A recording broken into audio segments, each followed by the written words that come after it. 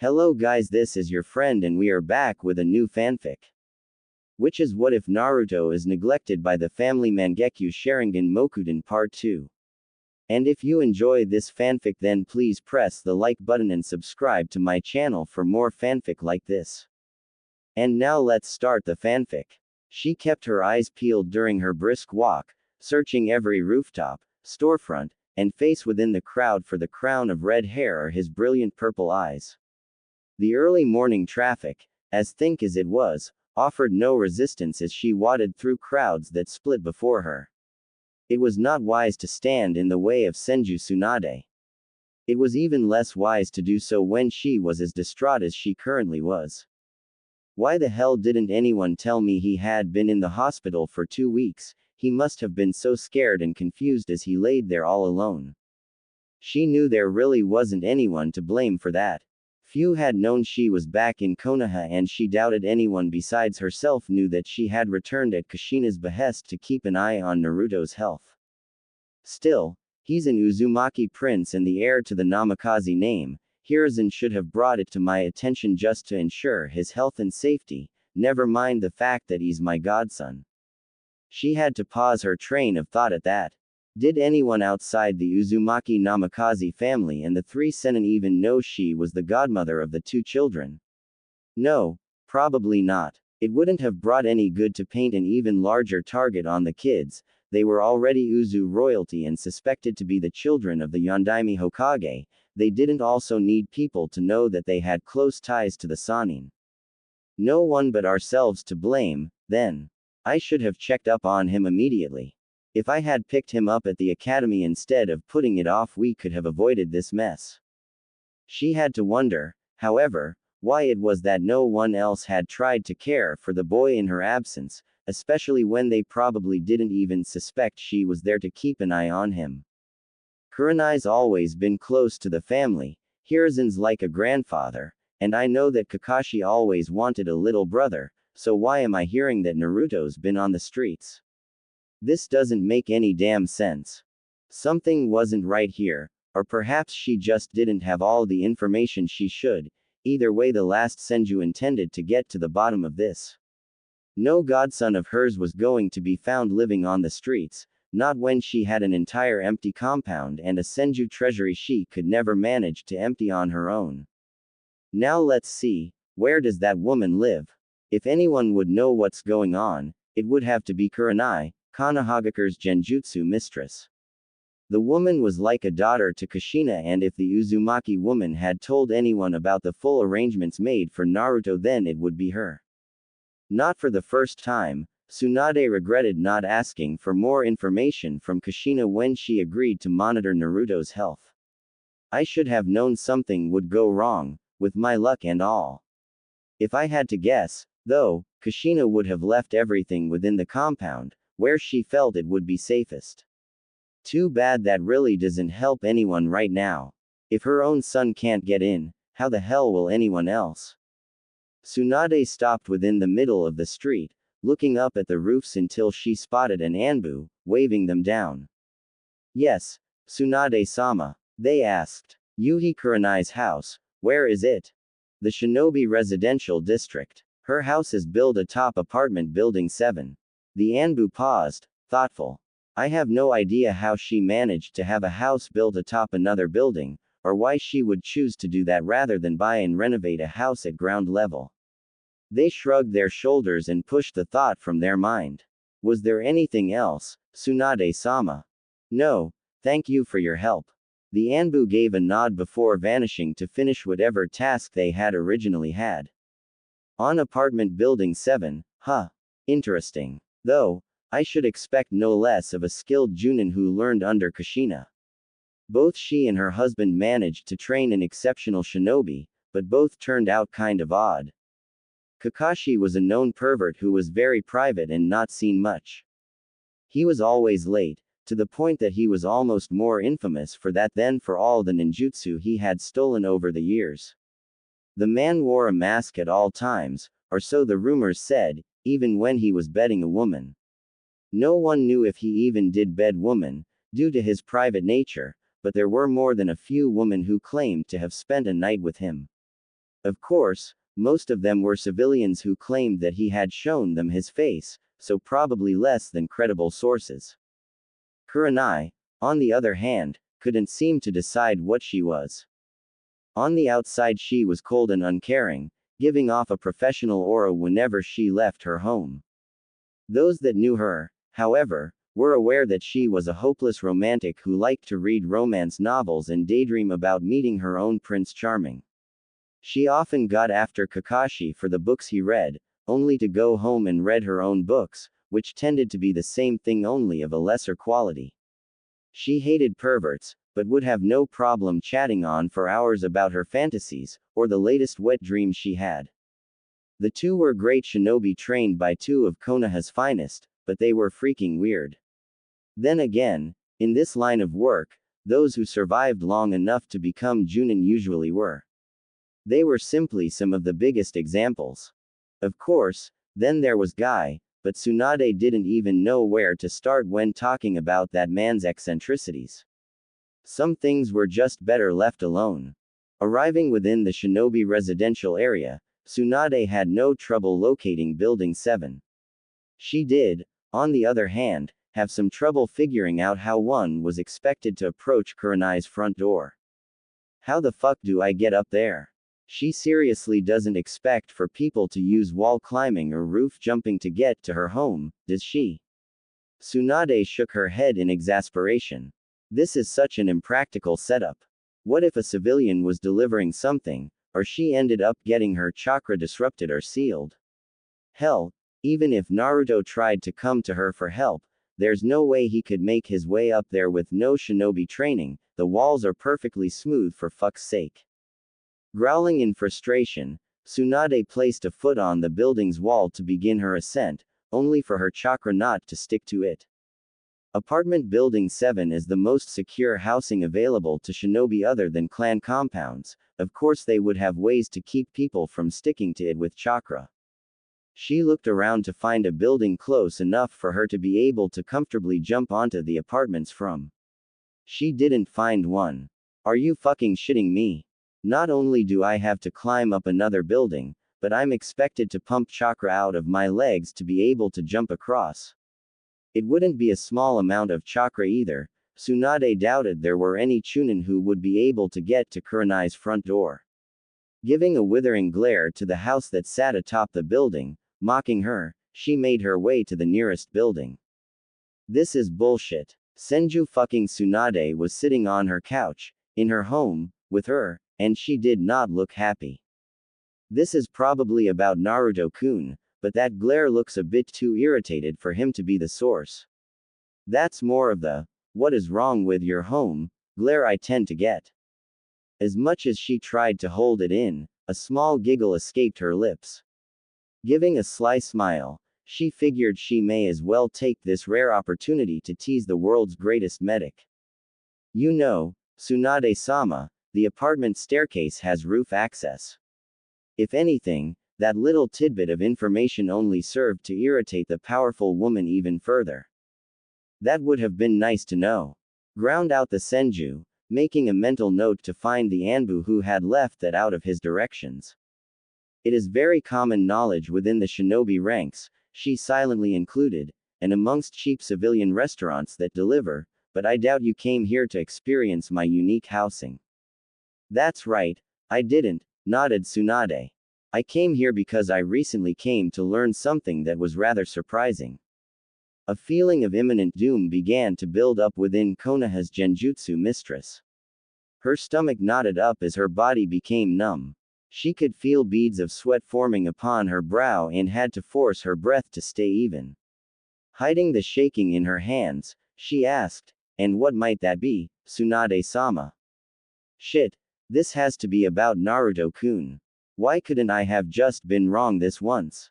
Oh, it just seems as though my godson has been living on the streets even though both his mother's and father's students are here in Konoha. You wouldn't happen to know anything about that, now, would you, Kuranai?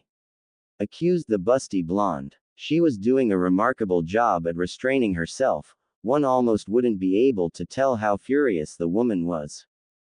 Kuranai, unfortunately, knew exactly how angry the woman before her was. I had heard that the compound rejected him, began the red-eyed woman.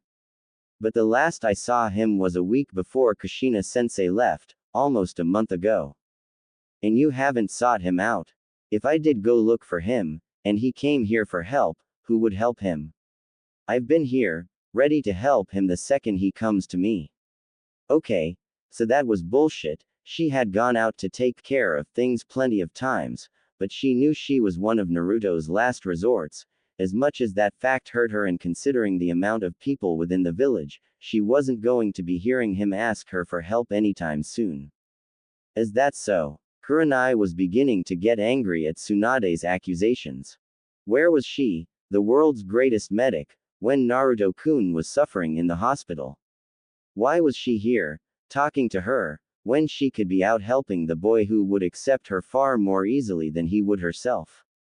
Why was she only now learning of these things, when Kushina had mentioned that Tsunade was coming to monitor her son's health? How dare she try to place all the blame on her? He wasn't her responsibility. And when, exactly, was the last time you saw him, Tsunade-sama?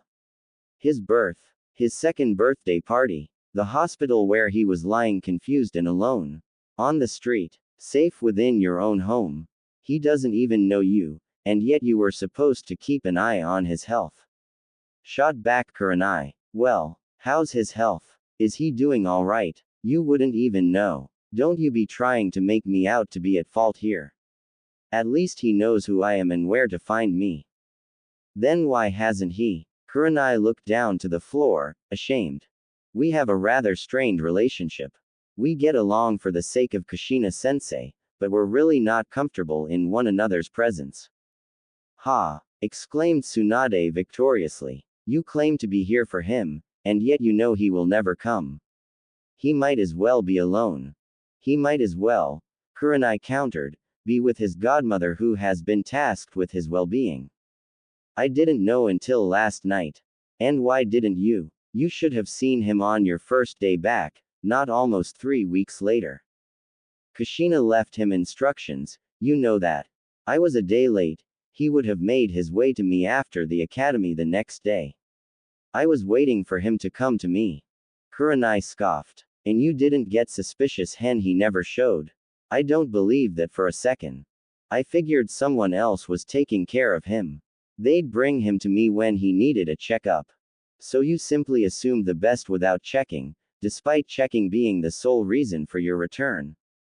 Hey, I was supposed to give him checkups, not be his mother.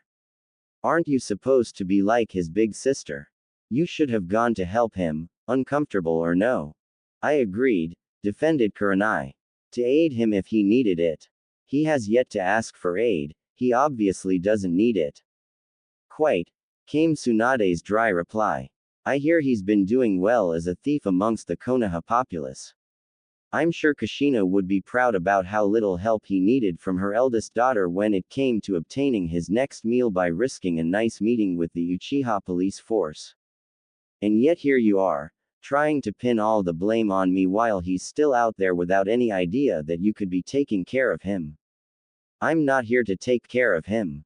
I'm here to make sure his chakra coils develop properly now that he's separated from the residual chakra of the Kyuubi within Kushina, and the chakra Naruto's seal is mixing with her own.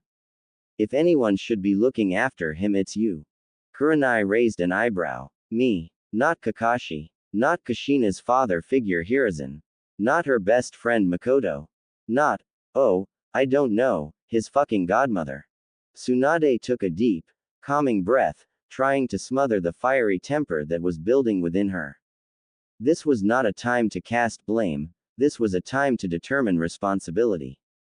Look, Kurenai, I'm here to help him, but I can't care for him. He knows you, even if you two have a strained relationship. He's far more likely to trust you than me. No, you don't know anything about it. He's sooner to trust an Iwa shinobi. I see, but to him I might as well be an Iwa shinobi. Tsunade, you need to understand, there's a reason the two of us don't get along well. It's not him, it's me, and my past. I'm not going to share it with you, but you have to believe me, you are the best choice for him right now. Kuranai, I'm not here to play mother to the boy. But you, his sister, this is a perfect chance for you to start fixing that distance between the two of you. Just because I see Kushina as my mother and she sees me as a daughter, doesn't mean I see him as a brother or that he would see me as his sister. Are you saying you don't see him as a brother? Kuranai looked down at the floor, contemplative. No, it's not that. I do see him as a little brother, but I can't be his older sister, I just can't. You have the best chance of entering his life. It doesn't have to be a constant care, but if you could simply offer him a spare room within the Senju compound, we'd both know he was safe. Tsunade thought about it for a minute before nodding. That would be doable, she agreed, but he would still need a constant source of guidance. There's you, isn't there? At Tsunade's glare, Kuranai hurriedly continued. And your student. And if you can convince him, he can always come to me. I might not be able to bring myself to go to him, but I won't turn him away. That could work, you'd be like a mentor instead of a caretaker, and I'd be more of a landlady. This is sounding good. I'll keep my eye out for the brat and ask the old monkey what he knows. Just remember, medic or not, I'm sending him to you if he asks about the birds and the bees. Kuranai flushed but nodded as Tsunade stood up and made her way to the door. Make sure you keep your eyes peeled too, Kuranai, if you see him send him my way or let me know where you've seen him. We can't help the boy until we've found him. Yeah, I will, confirmed Kuranai as the door shut. The two had a plan now, everything would be alright. Unfortunately for Naruto, their plan did nothing for him now. Until they could put it into effect, it would not help him find his next meal, it would not offer him guidance, and it would not shelter him from the cold. He was still alone, with no one to look after him but himself.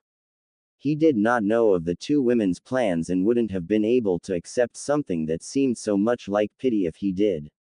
He would survive by himself in this new life he found thrust upon himself. And yet, perhaps he wasn't as alone as he may have thought. Senpai, a raised hand cut the Anbu agent off. Don't worry about it, it will be taken care of.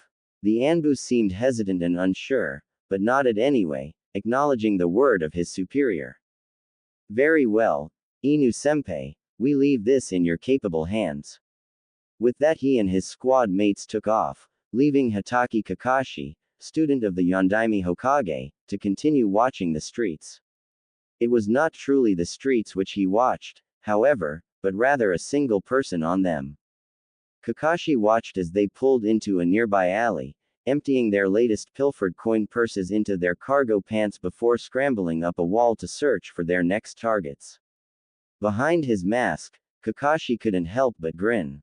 He's growing up so fast, sensei, I'm sure you would be proud of his skills. Now, if only he was skilled enough not to need someone to keep the authorities off his back. All in good time, I suppose. He's escaped my sight a few times already, it shouldn't be too long before he can get away with this without me. For almost a week now he had been watching the child of his sensei, one Uzumaki Namikaze, Naruto. If he was honest with himself, he was rather impressed. The child was not naturally talented, per se, but the rate at which he learned and fixed his mistakes was astonishing, leading him to adapt to his current state quite easily. Now, being homeless certainly wasn't the life Kakashi had envisioned for the son of his sensei, but, if nothing else, it was doing a fine job of teaching Naruto to take care of himself.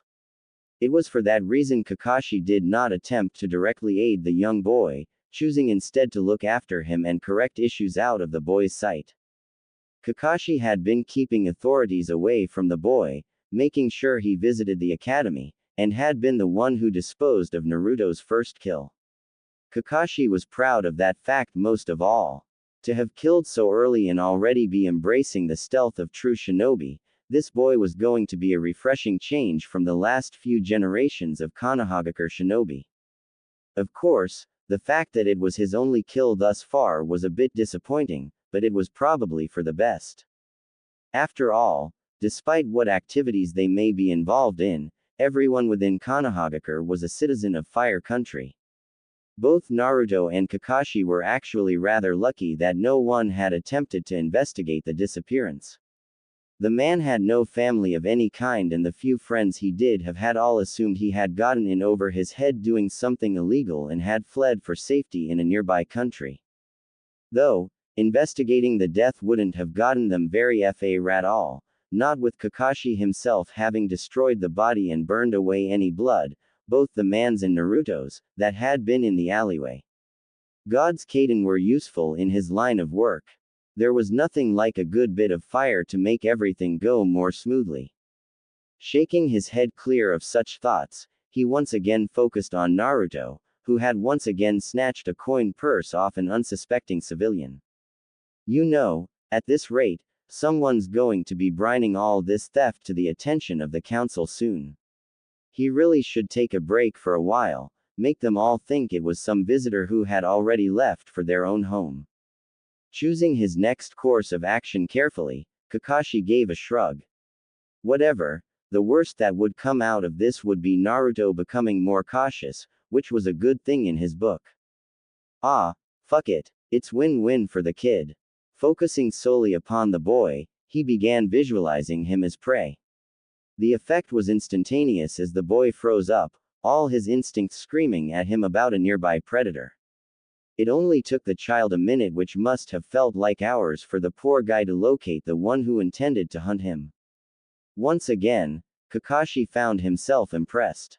Locking eyes with the child, though his own were shadowed by his mask, he gestured a low-hanging roof between the two of them. Getting the message, Naruto nodded once before making his way there. Kakashi, on the other hand, took his sweet time.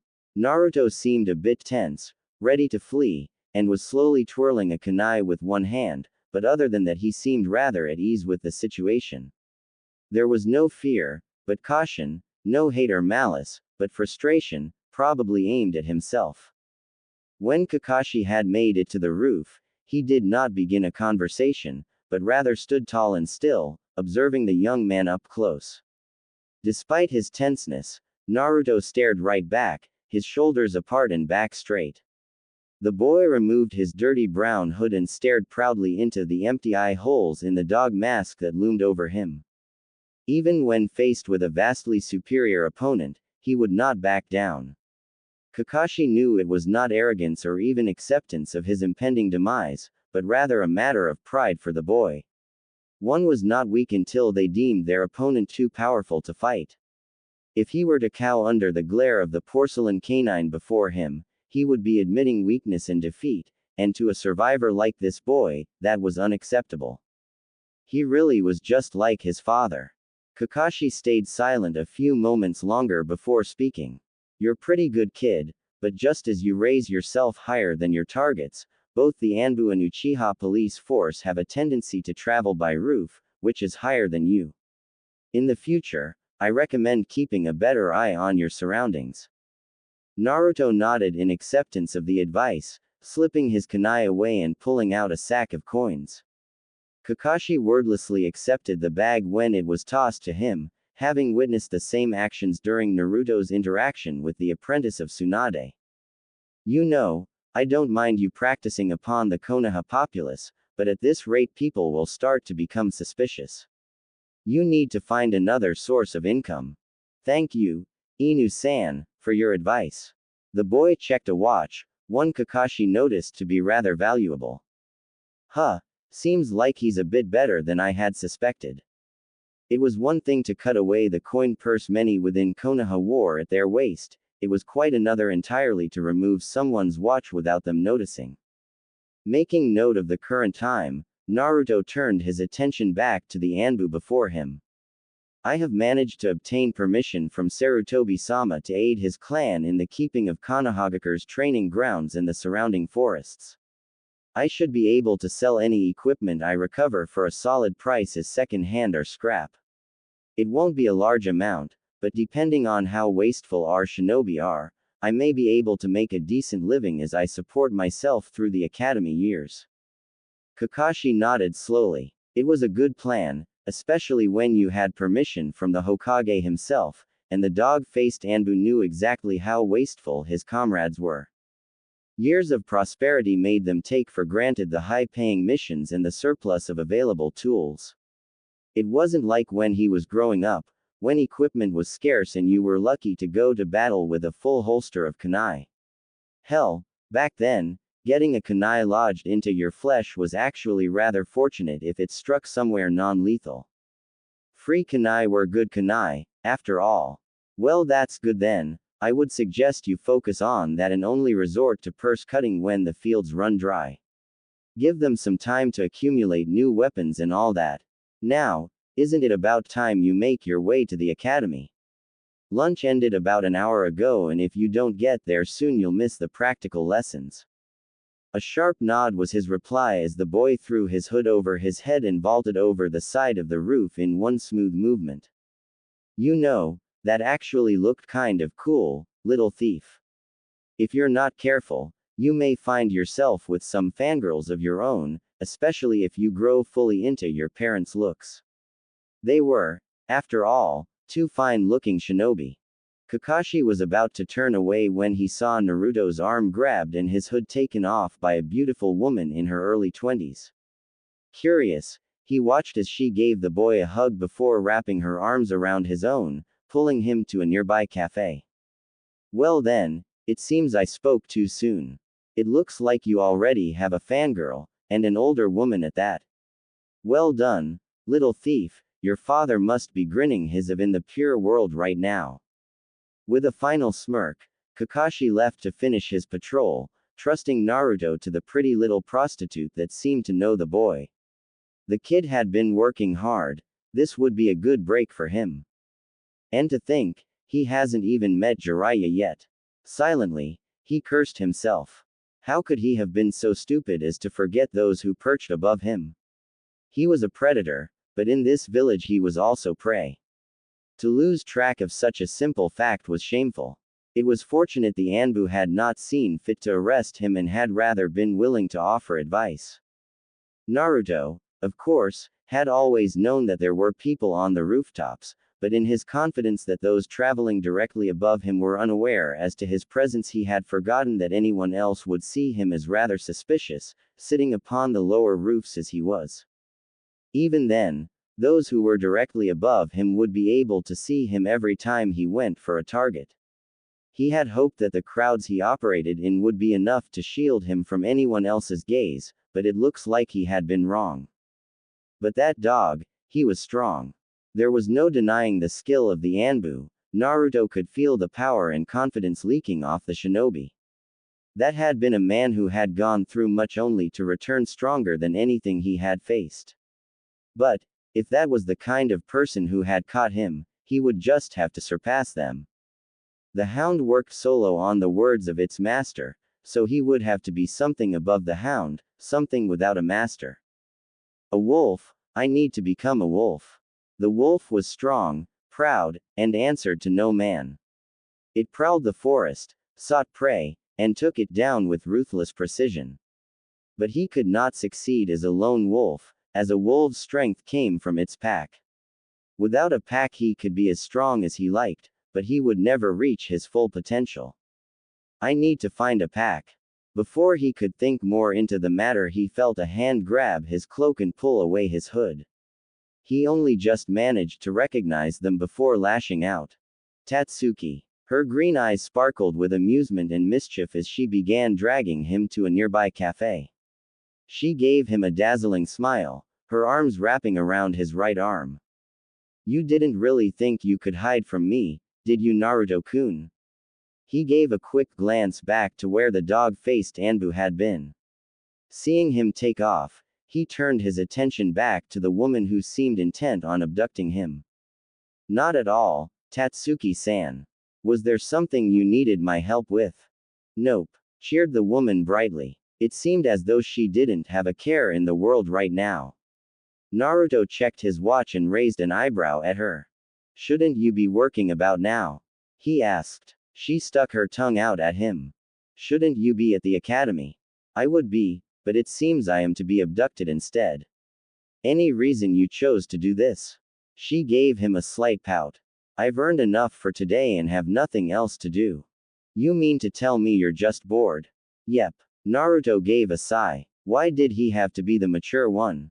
You know, you really are rather childish. And you're too damn stiff. Loosen up a bit, have some fun. Countered Tatsuki. If you're implying what I think you may be implying, you should know my answer already. I'll collect when I'm ready.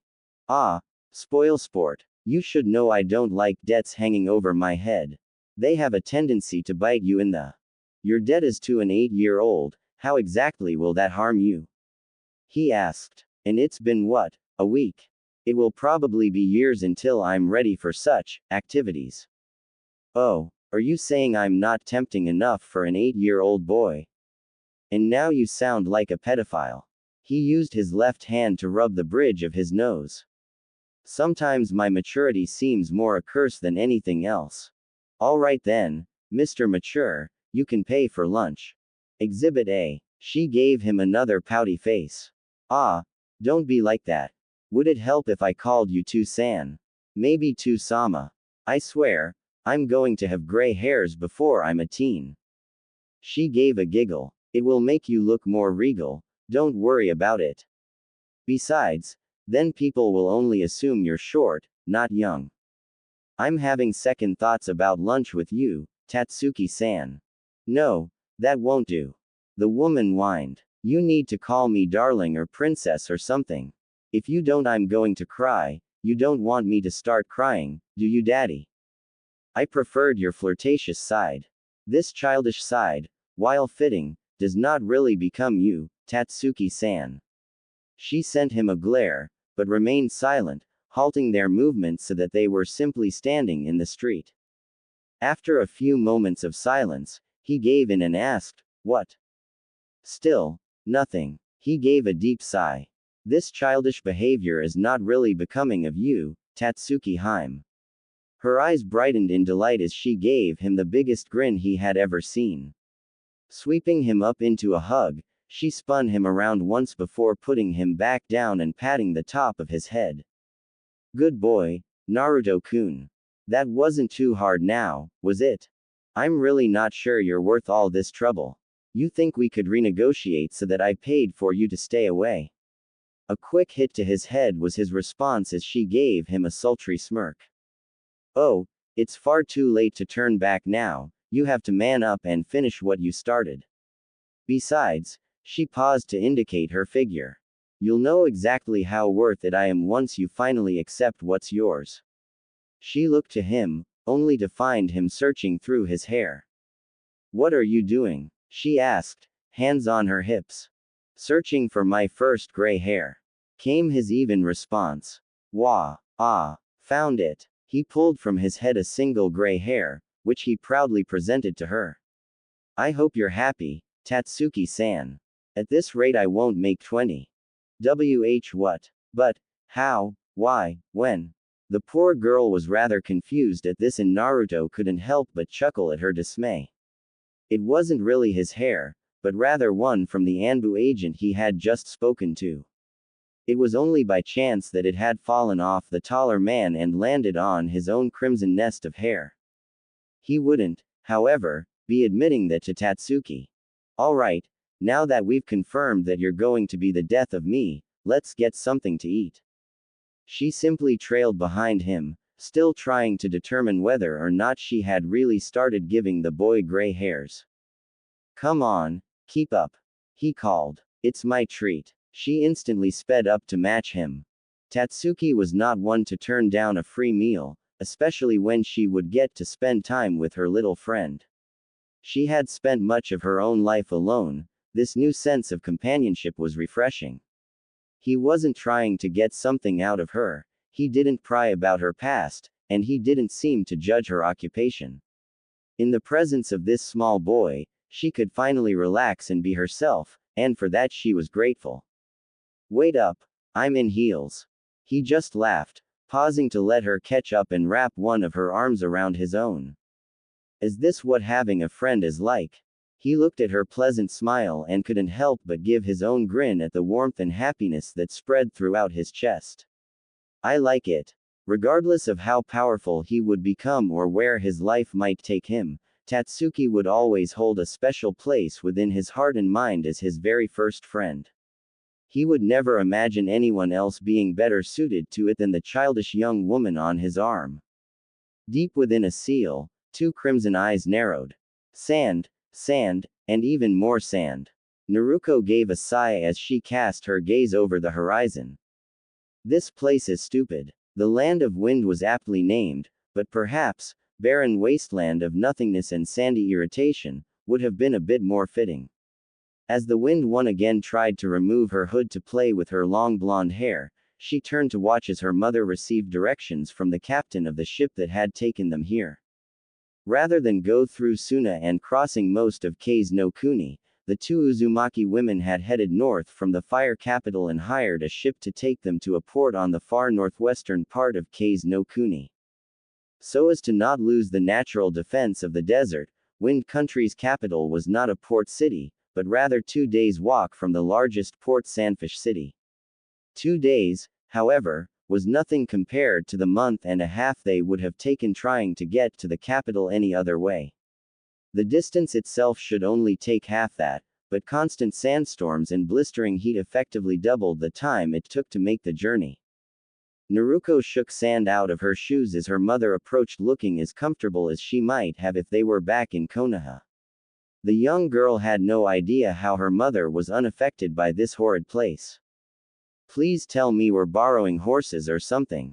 Her mother's happy, nope, was far too cheerful for Naruto's tastes. Great, groaned the girl. She already knew this was going to be a horrible experience. That's my girl, ever the optimist. Kushina had noticed the sarcasm but, like most negative things, she chose to ignore it.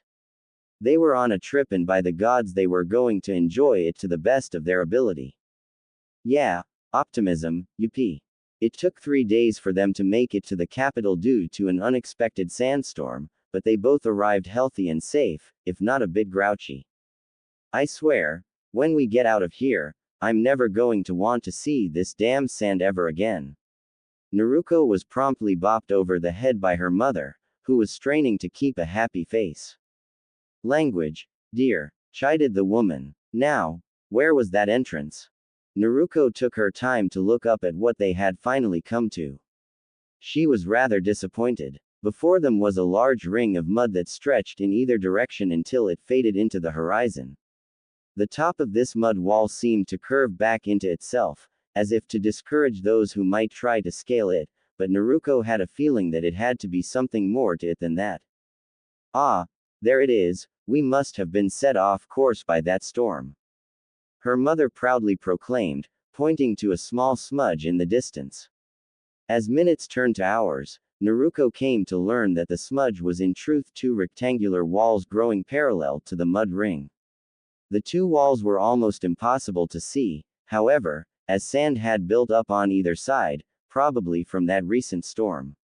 The 2 women were lucky that the great mass of sand had stuck out well enough for them to take note of it. There weren't too many trying to gain access to the city between the 2 walls, so the 2 quickly passed into the mud ring. Naruto froze at the sight. She had formed her opinion far too soon. The city must have extended for miles below her, carved painstakingly from sandstone. The walls were all smoothed down, engraved with great images of the land of wind's history. Everywhere her eyes could see, great bridges stretched from points that seemed random to connect every part of the city together. And then, there in the middle, was the palace.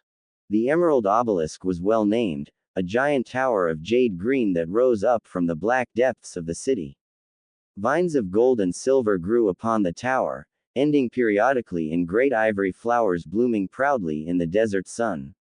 Naruto was rendered speechless. It's great, isn't it? The girl could only nod in response. Kushina slapped her on the back with a laugh. Well, come on then, we can appreciate the sights starting tomorrow. For now, let's see about getting us some more appropriate clothes for the climate and finding a good place to spend the night. Naruto followed her mother for a few minutes before something occurred to her. You know, Ka-chan, we're going to have to bring back an entire new wardrobe with us when we return to Konoha. Oh, and why's that? Well, I don't know about mine, but I have a feeling that a lot of your clothes will have vanished with Jiraiya having access to the house. Kushina gave a bark of laughter. Yeah, that is probably something he would do. She paused to ruffle the girl's hair. But don't you worry, Ka-chan thought ahead and reset the seals so that only the clan head can access them. And Ni-kun too, right? That's right. Remember at breakfast when I gave him that hug while he was eating? Yeah, that was right before your food caught on fire. Kushina gave Naruto an angry pout, reminded of the mishap. Yes, well, while I gave him that hug, I used a seal to copy his chakra signature to add to the sealing matrix. So, was that before or after you tried to burn the house down? Why, you little brat? Naruto raised her hands in surrender. With a sigh, Kushina crossed her arms over her chest. You know as well as I it had to be after. First I got the signature, then I saved my breakfast, then we both wished your brother a good first day of school. And after that we grabbed our things and left to wait for that Tsunade lady you told me about. Finished Naruto. Exactly. Confirmed Kushina, turning away. Her daughter's next words made her world freeze. So when did you add Ni-kun to the matrix? Kushina's stomach twisted into a million knots as her heart leapt into her throat. A feeling of cold despair and helplessness flooded her being, cloaking her fully in a blanket of shadow that threatened to drown her as it pulled her down into a never-ending abyss. Her legs couldn't hold her anymore as she collapsed to her knees upon the sandstone walkway. No, no, no, she mumbled, desperately trying to convince herself it wasn't true. I have to have added him, I know I added him. When did I add him? If he wasn't added he couldn't get in. If he couldn't get in he wouldn't be able to get her instructions. If he couldn't get in he didn't have access to everything she had left for him. If he couldn't get in, he'd never get her letter. Numbness replaced the despair, which was quickly overcome by a sense of urgency she had not felt since the Kyuubi had escaped her seal. No, this was no time to freeze up. Tsunade was in Konoha. Kuranai was in Konoha. Hiruzen, Makoto, and Kakashi were in Konoha. But she had to make sure. She had to have confirmation that he was alright, that he was taken care of. They all should have a general idea of what was going on, that should be enough to reassure her son that she hadn't abandoned him. She'd be back, just not now, not until he was ready. Not until she was sure he was safe from that. Launching herself onto her feet, she grabbed Naruto's arm and began to run. Ka-chan, where are we going? We have to contact Hiruzen, now. The two made their way to the mail station with haste, but it would make little difference. To send a letter across the deserts of Kase no Kuni into Hai no Kuni by bird would take at least a week due to sandstorms, and sending it by boat to the fire capital for delivery would take twice that.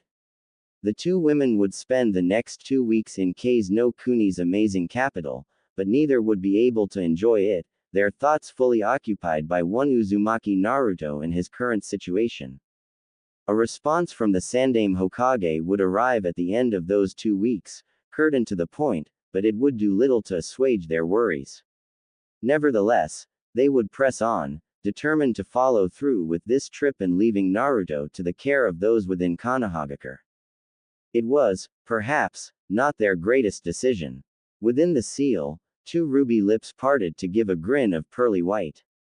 It was a wonderful feeling after a long day of working, training, and dealing with Tatsuki that his dirty clothes melted off his form, replaced by a crisp, clean suit of midnight black.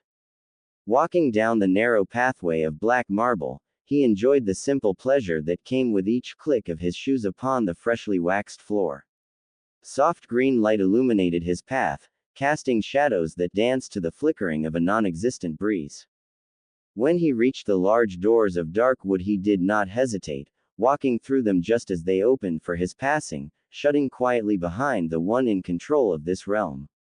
He took his place at the empty table and waited for this world's occupant to join him. It did not take her more than a minute.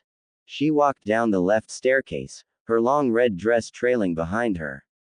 She seemed rather surprised to see him there, but that didn't stop a smirk from crossing over those ruby lips. Wordlessly she took her own seat, leaning back with a single brow raised. After a moment she finally spoke. Care to explain? I don't know all that much about Biju, I must admit, but we humans call this an evening meal. 2 plates appeared as he said that, seasoned rabbit on rice with a side of sautéed vegetables. It was nothing special or complicated, but seeing as she hadn't eaten since before she was sealed within Uzumaki Mito herself, it was rather significant. Oh, she tried to hide her shock and delight, but it was easily read by the young man. And what do you have to accompany this meal? He shook his head, almost remorseful. Sadly, I still cannot provide you with drinks more suited to your tastes. One of these days I will need to get a hold of something suitable so that we may have a proper meal. Quote. As he said this, a glass appeared by her hand and began filling itself. Tonight, I've decided to go with apple juice. She laughed. It seemed like such a childish choice for a drink, but that's what he was, a child. It really was far too easy to forget his true age. I'm sure it will go well with tonight's meal, Warden. He gave her a grin. I certainly hope so. I had no idea what to go with. You know, she smirked, taking a sip of her juice. Sometimes it's best to keep your mouth shut and accept good results as though it was part of your plan. A sound bit of advice, Mito, I'll try to remember it. See to it you do, young Warden. Silence can get you far in life, especially in your chosen profession. With that the conversation came to a halt, both savoring their evening meal. It was a comfortable atmosphere between the two of them, despite hardly having interacted before, just 2 people enjoying the fact that they weren't alone. Despite not having been in much company lately, Naruto still craved the presence of others. He wasn't used to being alone and much preferred a sentient being to his own thoughts. When he was with others he could forget about those annoying doubts and questions that plagued him still, which meant that simple things like a lunch with Tatsuki had become rather welcome. Mito, on the other hand, had not had much company for decades. Sure, there was the occasional glimpse of outside life that she could pull from her hosts, or the stray thoughts that made their way to her, but that was all second-hand. This was the first time in many years that she had shared a meal with someone and she was enjoying it immensely. When both had finished with their food and now slowly nursed their drinks, Mito decided to start up a conversation. So, I sensed quite a bit of happiness from you earlier, dear Warden. She began. Something about a girl by the name of Tatsuki, if I am not mistaken. Naruto was immediately on guard, something that caused Mito to frown. Yes, that is correct, Fox, what of it? She flinched when he referred to her as Fox, hoping she hadn't undone all of her work so easily. I was just curious, dear Warden. She tried to assure him. Unlike with your sister, I cannot view your memories, nor do I always get to hear your thoughts. It's only when you're experiencing high levels of emotions that I can get a glimpse into the mind of my Warden. So, when a feeling of happiness and the name, Tatsuki, hit me at the same time, I became rather curious as to who this girl could be. She must be rather special. She is the first person I can call a friend. I was rather happy to be able to say so. Mito hummed in acknowledgement but didn't seem satisfied as she leaned back deeply into her chair. I see. She must be quite extraordinary to have drawn your attention. She is certainly different, Naruto admitted, but I enjoy her company. Of course, Mito gave a strained grin. It's important to have those we enjoy being around. Naruto nodded. I quite agree. An uncomfortable silence descended upon the pair until Naruto finally spoke up. Say, Mito, he began, meeting her eyes. Before your imprisonment, were you close to anyone? She seemed a bit off guard from the question, but recovered soon enough. No, I don't suppose I really did. We the Biju had a father, of sorts, but we weren't really close to him. I did spend a lot of time in a human form much like you see now, but even then I mostly kept to myself. A pity then, he said rather solemnly. Everyone should have a pack. A pack, she thought, that was rather fitting for the boy. He was, after all, much like a wounded animal as he tried to survive on the streets of Konoha. If he actually did have a pack, however, he could probably go pretty far. She would be curious to see what would become of such a pack, actually. It should prove rather amusing. Well said, Warden. Are you looking to start a pack with this Tatsuki? His rather large blush was more than enough to tell her he hadn't even thought about doing such a thing before now. Oh, you seemed so happy with her. I would have assumed you had at least considered taking her as a mate. His blush grew darker as she grinned. Well, he confessed. I will need to, partake in her services eventually. Services? The Kyuubi questioned. Yes. She's a prostitute. Mito began laughing. Oh, has the heart of the Uzumaki prince been stolen by the prostitute? It sounds like a forbidden romance novel. It's a bit more complicated than that, thankfully. I killed the one who was going to be her client and she refused to accept some of the money he had on him unless she earned it. Oh, so what happened? I offered her payment in advance, so that later when I'm, ready for such things, we can call it even. Why, that's an interesting story you have there, little warden. I'm interested in seeing how this ends. Yeah, me too, honestly. I have no idea if I'll ever be able to bring myself to accept her services for the night. She's my first friend, I'm not sure I could use her like that. I'm sure you'll figure out something. She assured him. Now, I do believe it's time for you to get some rest. You have to get up for the academy in the morning after all, do you not? He gave her a nod. I do. I'll see you tomorrow evening then, Mito. Standing up, he moved to the large doors behind him and disappeared into the darkness of the seal. He'd be back again tomorrow, and the next day, and every day after that to share a meal with his ward. She was, after all, his responsibility. A deep exhale of smoke came from his mouth as he removed his beloved pipe and set it down on his desk near his hat.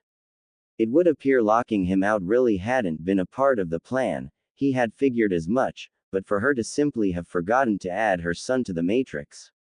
That was just shameful. Rubbing the bridge of his nose, Hiruzen scanned the letter once more.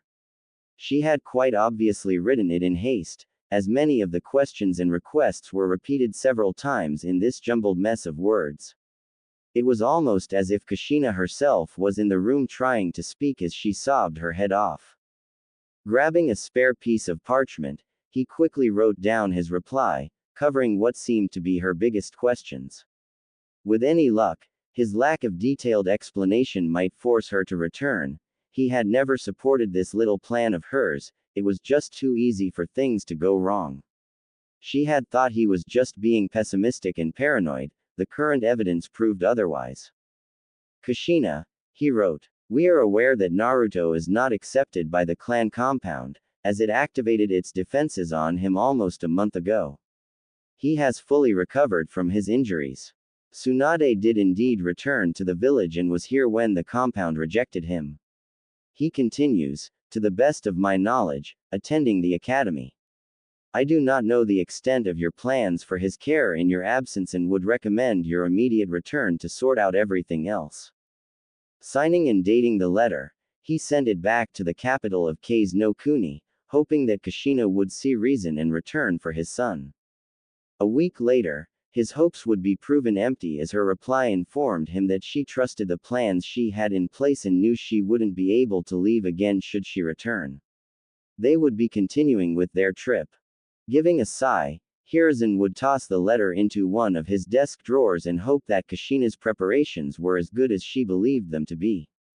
Because it wasn't as if things hadn't gone wrong already. Iruka grinned as he looked at the graded test in his hands. He had been right about that kid, he was a damn fast learner. Considering the fact that he was only here for parts of class and observed the rest from the tree outside, it was rather impressive that he had scored full marks on his tests over the past 2 weeks.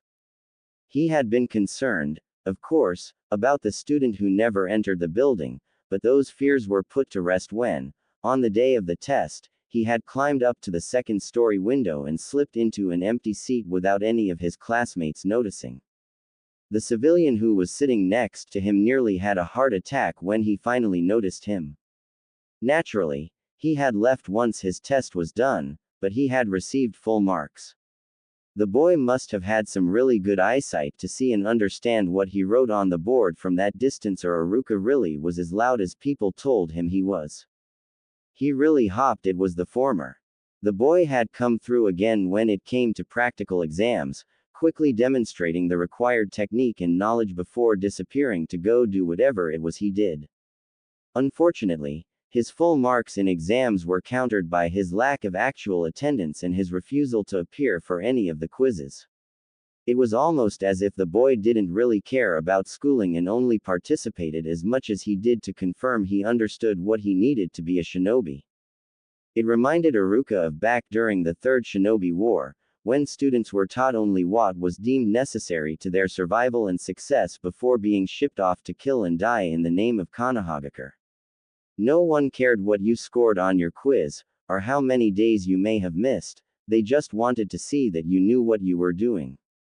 Naruto seemed to know what he was doing. And so, one could possibly say that Iruka had taken upon himself a third shinobi war mentality with the boy, allowing him to pass so long as he proved himself capable through the various examinations they had. He would be the lowest mark, of course, but at this point, he doubted the boy cared. Go on, Naruto, show them all what it is to be a shinobi. I look forward to seeing just how far you'll go. She breathed deeply the multitude of heavenly spices that saturated the small stand as she took a stool, idly scanning the large menu board posted behind the counter for a picture that looked the most appetizing.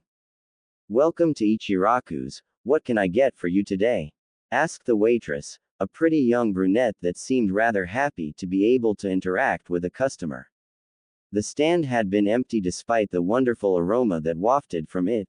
The poor girl must have been terribly bored.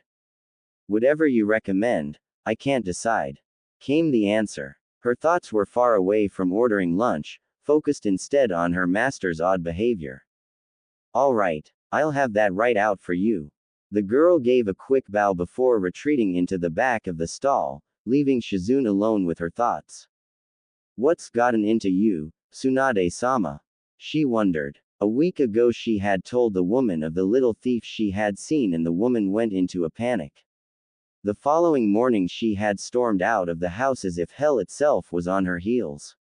She returned later that day looking no more at ease than she had been upon her departure and immediately tried to squeeze every drop of information concerning the little thief from her apprentice. Shizune still didn't know what it was about the boy that had her master so upset, and Tsunade refused to tell her. Of course, if Tsunade wouldn't tell her, maybe the little thief would be able to shed some light on the subject for her. Someone else entered the stall, sitting a stool away to her left. Looking at them through the corner of her eye, she found a grin make its way upon her face. Speak of the devil and he shall appear. He was covered in his brown cloak like usual, but made no effort to return the red hair that was trying to escape back into the confines of his hood. His purple eyes locked with hers for only a moment before going to the menu board. Oh, welcome to Ichiraku Ramen, I hope you haven't been waiting too long. The waitress was back, setting down Shizune's food with a quick, enjoy, before turning her attention fully to her newest customer. I've only just arrived, your timing is impeccable. His voice was rather bland, taking away from what the two women assumed to have been meant as a compliment. Ah, is that how his voice sounds? If I hadn't heard the rumors I'd assume he's just short, not a child who hasn't reached his teens. Still, to talk like that when he's supposed to be so young is impressive, if not a bit off-putting. It's like talking to an adult trapped within the body of a child. I see. The waitress seemed a bit nervous at this point, and as she kept talking it was easy for Shizune to figure out why. Well, I'm sorry to have to ask you this really. But you do have money, don't you? It's not like I think you might be trying to eat and run, but with your, appearance and all. The unfortunate girl was stopped from her rambling as he sat a pouch of coins on the counter and pushed them over to her. I understand completely and take no offense, he said, his voice still even and dull. I'll take the Uzumaki special. The Uzumaki special? Asked the waitress, surprised that he even knew of that particular unlisted menu item. Are you sure? It's rather large and pretty pricey. He waved off her concern. I am familiar with the dish, thank you. So, he's got some sort of connection to the Uzumaki. Could it be as easy as him being an Uzumaki prince? It would make sense, I guess, but the last Uzumaki I knew of was Uzumaki Kushina. It couldn't be her son, could it? Lost in thought as she was, Shizune didn't realize she was staring at the boy. He, however, was well aware. Is there something I can help you with? Broke her out of her thoughts, causing her to blush in slight embarrassment. Ah, sorry, I was lost in my thoughts. She paused. This was as good an opportunity as any to sat her curiosity. If it's not too much trouble, do you think you would be willing to answer some questions I have? She could barely make out the brow that rose within the confines of his hood. I do not see any harm in you asking. Well, it's just that I mentioned running into you, and the rumors that have been going around about you, to my master. Once I told her about your hair and eyes, she seemed rather distraught. I asked her about it, but she won't tell me. I was hoping you might be able to tell me about your connection to my master. I have very few connections outside my immediate family, and even those are rather strained at the moment. What is the name of your master?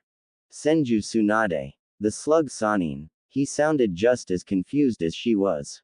I do not know of any personal connection I might have to the woman, but it is possible she knew one of my parents. I see. Frowned Shizune, slightly disappointed. That told her absolutely nothing. You mentioned your parents, you wouldn't happen to be an Uzumaki, would you? The question seemed to hurt him, as he flinched. I am of blood relation to the Uzumaki, yes. Ah, stupid Shizune, he mentioned his family relations were rather strained at the moment. Sorry, I didn't mean to bring up any painful memories. It's fine, I need to accept them anyway. Hiding from reality isn't going to help me any. Did you have any more questions? Just one, if you don't mind. I heard that you found yourself alone and locked out of your compound. Did your family really abandon you? Even as she asked it, she regretted it. What could have possibly driven her to ask such a question when he had already shown a bad reaction to the simple mention of his family? The boy stood up and turned to leave, pausing at the flaps of the stand. It was quiet and she almost missed it, but the emptiness seemed to echo within her very soul. I don't know. He stood a moment longer before speaking at a more audible tone. Your food's going cold, you should enjoy it before it does.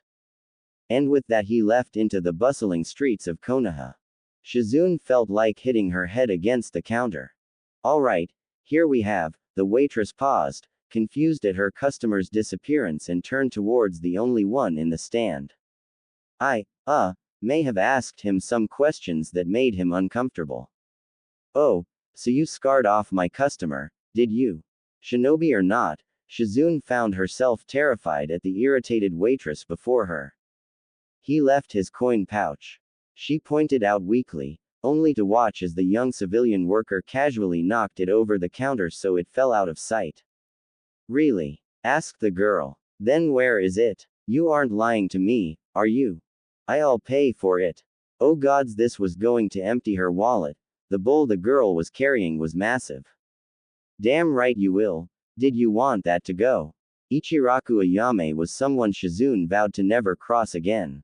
As he sat upon the gates of Konoha and watched the sunset, Naruto couldn't believe it had been 2 weeks already. No, 2 weeks since I was released from the hospital, it's been a month. 1 month ago his family had vanished without warning and now, a month later, Naruto couldn't tell how he felt about it. He had been confused, scared, sad, and even angry at the thought of the two that left him, but as he spent his time finding his next meal or scavenging for some equipment to practice with, he found that such feelings really didn't help him. Perhaps he just needed to accept it, to move on, to find himself a new family, a new pack, but thoughts of his two sons still lingered within his heart and soul. Will I ever be free of them? Can I really cast them away as easily as they left me? His eyes were drawn to the dying light of the sun. Every sun must set, I suppose. But another thought hit him. A sun may set, but it does not disappear. Each and every star is someone's sun. Perhaps those two are simply someone else's now. It was time for him to find a new sun, a new purpose, because whatever the reason, his sons had disappeared, and there was nothing he could do about it. They might rise again one day, appearing within his life without warning, but he'd deal with that day when it made itself known. Until then, there was nothing to do but keep moving forward. With a sigh he stood, determined to find a place to sleep for the night. Once he found it, it would be time for an evening meal with his ward. Mito had become a comforting constant in this new life of his and he was grateful for it. She was a fixed point, unchanging, and that allowed him to center himself. Without her, all his days would blend together in a never-ending quest for his next meal or somewhere warm to sleep. Without her, he feared he might lose himself within this new life. Without her, he'd probably be little more than an animal at this point. Being honest with himself, Naruto didn't know what he would do. Without her, slowly it clinked through the grass, twisting and writhing in serpentine patterns as it approached its target. It emerged from the field of green, contrasting easily in glowing blue and striking like a serpent of lightning. Naruto allowed a small smirk to grace his face as his chakra chain went through the hole of a kunai and wrapped itself around tightly. With a mental command it returned, its prize in tow. He placed the kunai within his bag before moving the chain to wait behind him. How was that, Mito? You're improving, admitted the voice that only he could hear. But you still need a lot of practice, your chains react slowly and you have trouble controlling more than two individually. Yeah, I suppose you're right, I've got a long ways to go. Over the past year he had found himself growing rather fond of his ward, something only helped when she began teaching him the techniques of her original jailer Uzumaki Mito. It was amazing to hear what the woman had been capable of with those chains and his respect for the woman had grown immensely despite never having met her. More important than her teachings, however, had been her simple companionship. She was always there, always able to offer advice, always able to listen to his troubles, always there to let him know that in this world he didn't have to be alone. That was not to say he was always alone, but it was still a rather rare occurrence to run into those he knew, and for good reason. He was trying not to be seen by the inhabitants of Konohagakure. It wasn't that he had anything against them, but rather his own form of training. After all, if you could live as a ghost within the greatest shinobi village in the world, you were miles above the rest. He really wasn't much of a ghost when it came to the village's upper echelons, but he might have well been when it came to civilians and fresh chunin. He was rather proud of that. Of course, there was one civilian who always seemed to be able to find him, and she took every opportunity she could find to pester him. He really didn't mind all that much, though. Spending time with Tatsuki always seemed to lift his spirits. There was just something about the way she acted that never failed to bring a smile to his face. For the most part, those he encountered were shinobi. He often ran into Inu, who seemed to be keeping an eye on him, and various other Anbu, usually sent by the Hokage himself. The great monkey had been giving him plenty of space, but liked to check up on him from time to time. At first, Naruto had suspected that it had something to do with the Sarutobi head's closeness to his mother and sister, but these days it seemed more like curiosity than anything else.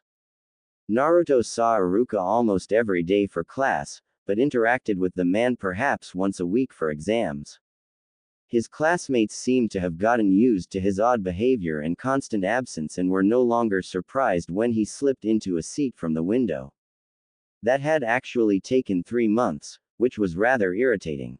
They were going to be ninja for fuck's sake. Why were you startled when the same person came through the same window to enter the same seat for the same reason each time? If anything, they should have taken advantage of it and used it to try to prank him. Fortunately for him, and even more fortunately for any wannabe prankster, no one had tried anything yet. There was one other person he encountered rather regularly, and that was Kato Shizune, apprentice to Senju Tsunade. He didn't know what to think of her, honestly. She seemed an okay person, though one who didn't have much experience with people. Considering she had been following Tsunade around Fire Country, never staying in the same place for long, it was understandable. Other than her master, she probably didn't speak to many of the people she met more than once. She also seemed pretty restless, probably more so than normal. Before she had been traveling around, now she was just wasting time here in Konohagakure. If he had to guess, she probably joined Tsunade for the chance to see the world and experience all that she could. She just seemed like that kind of person. It must have been terribly disappointing to then spend the next decade of her life learning medical techniques in between running from debt collectors and watching the last Senju get drunk off her. He actually felt a great bit of pity for the poor girl. Then there was the matter of the girl's master. Apparently, she claimed to be his godmother, according to Sarutobi Hiruzen. The old monkey would neither confirm nor deny it, claiming to want to stay out of this, and Naruto was rather appreciative of that. He'd been living on his own thus far, he could make his own decisions. Hiruzen had admitted that Kushina and Tsunade had known each other, so it was a possibility, especially considering Tsunade's sudden return so close to Kushina's departure, but he also said that Kushina had been rather secretive about any and all arrangements involving her family ever since the Kyuubi incident 9 years ago. When Hiruzen had then asked if he would like to meet the woman who was looking for him, Naruto had quite politely declined. After hearing a drunk Shizune air all her grievances about the woman, he had no desire to meet her, godmother or no. Perhaps, if she came to him, he would be polite and make conversation, maybe even over a nice meal somewhere, but so far all she'd done was ask the Hokage to keep an eye out and send him her way. Obviously, she really didn't want to meet with him. This felt far too much like someone doing the absolute minimum to be able to say they did something, and he wouldn't be having any of that. He didn't know what obligations she might be trying to fulfill, but for all he cared she could choke on them. He had his own problems to worry about, and some lazy old drunk sure as hell wasn't going to be one of them. Speaking of searching for him, though, Kurenai seemed to be trying to locate him. He could understand. She had always acted oddly around him, but there was always this sense of guilt that came afterwards, as if she was aware of her actions and regretted them despite not being able to change. There must have been something bigger going on, but whatever it was he did not know and probably never would. Avoiding her, then, was in her best interest. If she did meet with him, she'd continue with her strange behavior and become guilty once more. It really was a vicious cycle, and seeing that he really didn't want to have to deal with her odd actions, it was something he was more than willing to help her with by staying as far away as he could. Nonsense. I only had a basic understanding of how these chains were supposed to work. The fact that you managed to use them at all is still impressive. You just need more practice still. It's easy to use a million chains in the same way, but controlling multiple chains in different ways is like suddenly finding yourself with new limbs. It's going to take some time to get used to. He could hear her giggle deep within the recesses of his mind. Just think, she teased. You still need to learn how to use them as you move. That should be fun.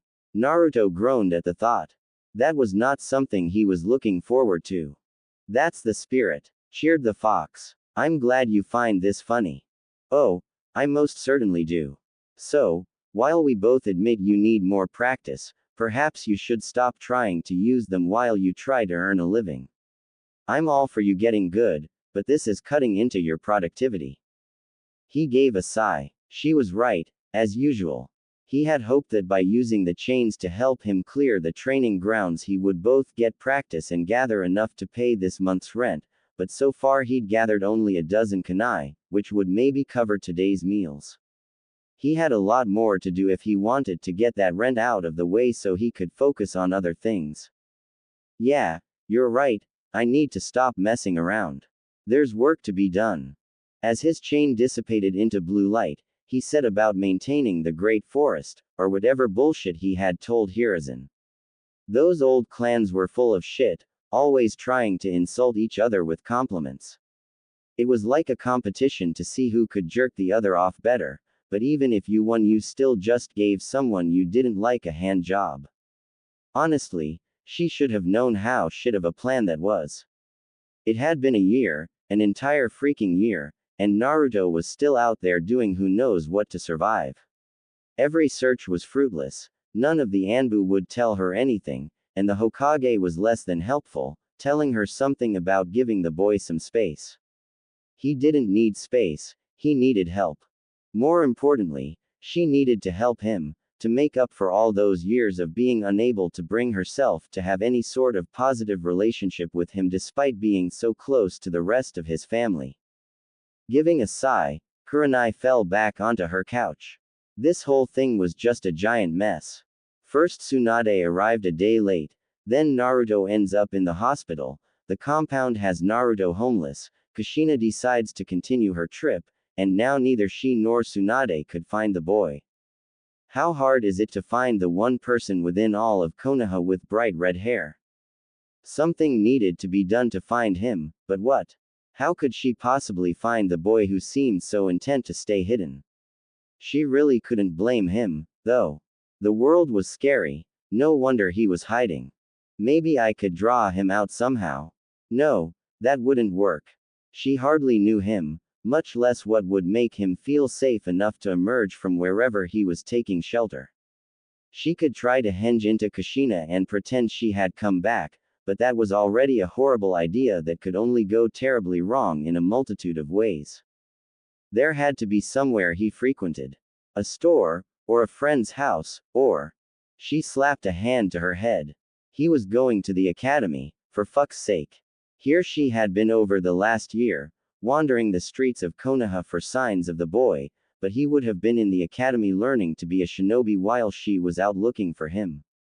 No wonder all her searches had come out empty-handed. Never before had she felt like such a moron. If Anko ever learned, just the thought made her shudder. She'd never hear the end of it from the snake mistress.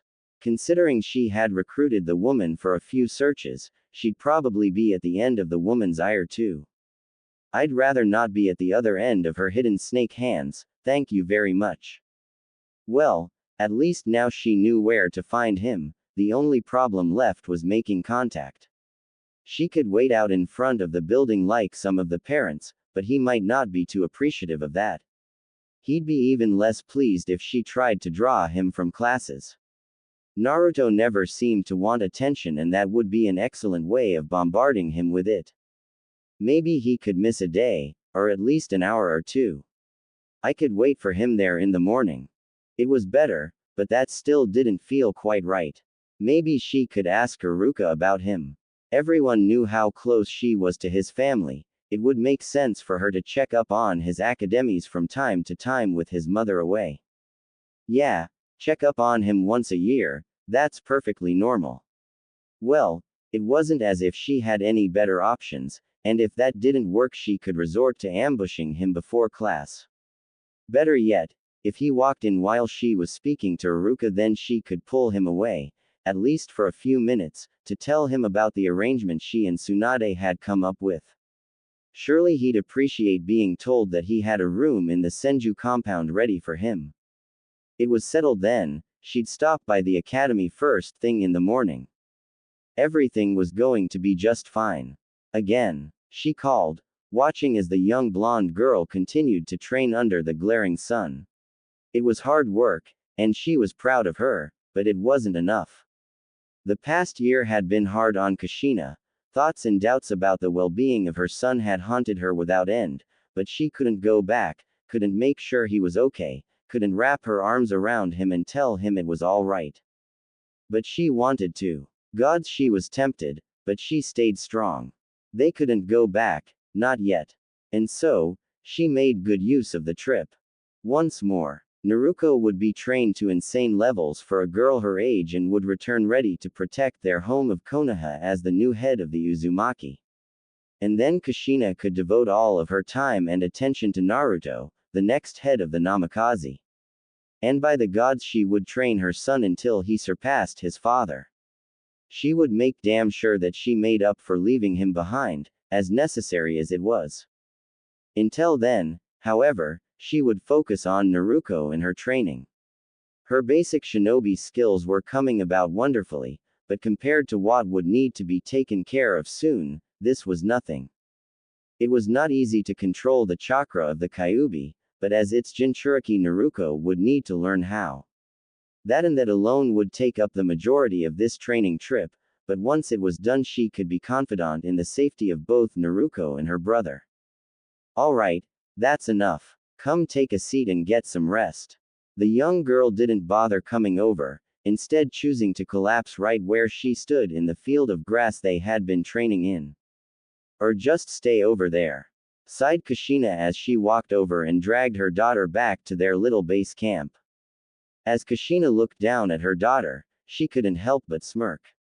She had fallen asleep, completely exhausted from the training. Just like a true Uzumaki, thought Kushina. Training until they collapse. Words may not have been able to express the pride she felt for her daughter, but her thoughts still lingered on her son. I haven't heard anything from Tsunade, but she really didn't want to do much in the first place. I suppose expecting regular updates was a bit much. It was a bit disappointing that she hadn't been told anything about her son's well-being, but at the same time no news was good news and she was confident she would be notified if anything bad happened. I still wish I knew how his health was. Tsunade hasn't given me her opinion on the matter. That was rather important, a key factor in ensuring his safety. But, until Tsunade told her otherwise, she'd have to trust the rather alarming theory given to her by the young medic she had met at the hospital. Chakra maturity happens around 12, which is why academy graduation is so young, so I have at least 3 years before I can be sure it's developed properly away from the influence of the Kyuubi's chakra. 1 year had been far too long to wait, another 3 was going to be an unbearable torture, but she'd make it through, if not for herself, then for the sake of her children. As much as she wanted the family to be together, she had to do what was best for them all. No matter how much it hurt. The familiar sense of comfort and belonging filled his being as he took his first step on the black marble flooring of his world. It was not really his world, not truly, but with his control over it, it might have well been. The pale flickering light bathed him in its green glow as his footsteps echoed down the walkway. There was a scent in the air, like pine trees and spice, but there was something else that lingered in the air, an aroma he couldn't put his finger on, which was odd. This world became what he wanted, so why didn't he know that smell? With quick steps he continued into the main dining hall, only to raise a single brow at the fact that it was bigger than he remembered, grander. Instead of a room with just a long table, he had walked into an entire ballroom. The table, he idly noticed, had been moved along one of the walls. Like it, his attention was drawn towards Mito as she descended the stairs, her red dress trailing behind her. I have to admit, I'm a bit confused. I was unaware that you could change anything in this place. The woman giggled as she reached him, looping one arm through his own and leading him to the table. You've been giving me a lot of leeway recently, even if you don't realize it, so as long as my changes don't go against your own desires, they'll stay until you take the time to change them. He looked around, noting the brightness of the room. It was rather out of place in this world, so it was the first thing to go. As the lights dimmed and white and gold color scheme turned to red and black, Mito pouted. So I guess you don't like it. You could have just said something, you know. Say something about what? He questioned, gesturing around the room. I love what you did to the place. She hit him on the arm rather hard for that one, but he only grinned and turned them away from the table. What are you doing? She asked suspiciously, looking back to the table they were leaving behind. What we are doing is dancing. He answered with a grin. A piano replaced the table, filling the room with soft melodies. You went through all this trouble to make this lovely room, I thought it would be a pity not to put it to good use. And we can't eat first. We could, but I'm still trying to think of something to serve, this is mostly to buy me some time. She raised an eyebrow with a smirk. Were you lying to me about putting my hard work to good use? He scoffed. Absolutely not. He denied. I'm putting it to good use in buying myself some time. I see. Mito laughed. In that case, let's buy you some time, She turned to him and wrapped her arms around his neck. Instantly the two were reminded of their height difference. Perhaps, Naruto began. This was not the best thought-out plan. Maybe we should go back to dinner. Oh no you're not, mister. Frowned Mito. You promised a girl a dance and by the gods you're going to give it to her. As much as I'd like to, I don't think this is going to work. Unless you have a plan of some sort, I'm not really comfortable dancing with my head between your. Trying to take away all my fun. Fine, I suppose if it makes you feel better, I can change. Just remember, I'm changing just for you. With a grin, her features melted away, leaving her as a 12-year-old girl. Naruto, being rather tall for his age, was just barely taller than her. At his inquisitive stare, she grinned again and gave his cheek a quick kiss. Just because this seal keeps me in a human form doesn't mean I can't change the appearance. And you didn't think to mention this earlier. You're far more easily flustered when I'm in my usual form, why would I ever give that up? Now, enough talk, let's dance. Moving her arms over his shoulders and around his neck again, she was immensely pleased when he didn't hesitate to place his own hands on her hips. She gave him a smirk. You know, you seem far more comfortable and straightforward when I'm younger, maybe I should have used this form from the beginning. If you had, Naruto admitted as they began swaying to the music. I would have believed it to be your true form and would have assumed the older you was made exclusively for the sake of making me uncomfortable. And you don't think I can make you uncomfortable in this form too? She leaned in closer, placing her head right next to his ear and gave it a quick lick. As he recoiled in shock she gave him a smug grin. I think I would have been more comfortable with your other form doing that, despite the fact you would have seemed like a pedophile. She gave a pout. Come on, don't say things like that, Naruto, you're only a pedophile if you like children. I don't like children, I like you. Still makes you a pedophile. She gave a quick giggle, one that he noticed fit far better with this form than when she was an adult. I'm a child right now, silly, that makes everything okay. You take entirely too much enjoyment from doing this. What can I say? She asked. I like to see you flustered. You and Tatsuki both, it would seem. At his mention of the Yamanaka prostitute her countenance seemed to darken for a moment, but it quickly cheered back up before he could notice. What can I say? It's a lot of fun, and you just look so adorable when you're all red. Frowning, he took a quick glance about the room. I wonder if it would feel the same in a more public space. She shot him a questioning glance. I'll admit, I tend to get a bit nervous and uncomfortable when I'm alone with a beautiful woman. Maybe some company would make it easier to enjoy this. As soon as he had spoken they appeared, 24 spectral figures that shimmered silver like the moonlight. They all gave a quick bow to the two true occupants of the seal before partnering up and beginning dances of their own. Mito could only stand there in amazement. How? You should know by now, Mito. I'm the master of this manor, whatever I say goes. So you said you needed guests. He gave her a smirk of his own, one remarkably similar to her own smirks. Indeed. Now, let us dance.